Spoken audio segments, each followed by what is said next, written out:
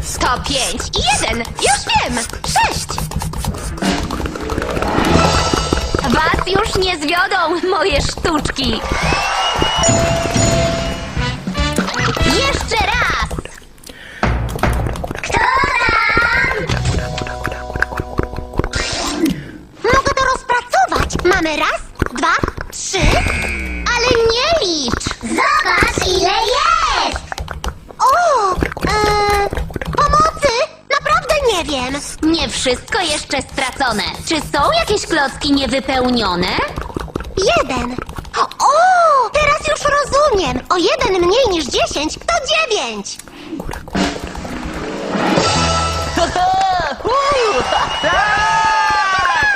Koniec rundy pierwszej. A ile punktów macie? W tej rundzie 6 punktów zdobywacie.